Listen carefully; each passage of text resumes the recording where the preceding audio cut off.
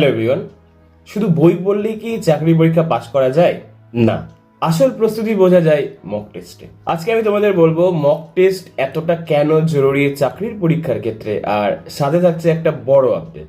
প্রথমত, mock test তোমাকে real exam feel দেয়।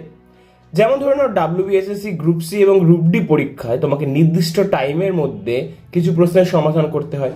মক টেস্ট দিলে তুমি বুঝে যাবে তুমি সেই সমাধান করতে পারছো কি করতে পারছো না। সেকেন্ডলি, মক টেস্ট তোমাকে টাইম ম্যানেজমেন্ট শেখায়। অনেকেই আছে আমাদের মধ্যে যারা হয়তো বেশি সময় পেলে হয়তো সব প্রশ্ন সঠিকভাবে উত্তর করতে পারবে, কিন্তু সময় এবং স্পিডের অভাবে তারা সম্পূর্ণ প্রশ্ন কিন্তু শেষ করতে পারে না।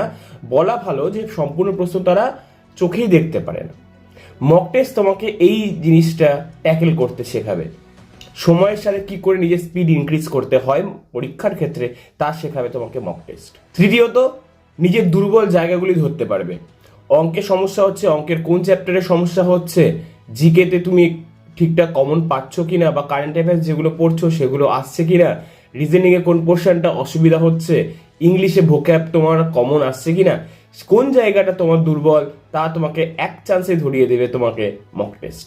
নাম্বার 4 এবং মোস্ট ইম্পর্টেন্ট, তোমার কনফিডেন্স। মক টেস্ট দিলে আমাদের কনফিডেন্স লেভেল প্রচুর বেড়ে যায়। পরীক্ষার আগে অন্তত সবাইকে আমি সাজেস্ট করব অন্তত 15 থেকে 20টা মক টেস্ট অবশ্যই দেওয়া উচিত। তাতে তোমাদের কনফিডেন্স অনেকটাই বেড়ে যাবে।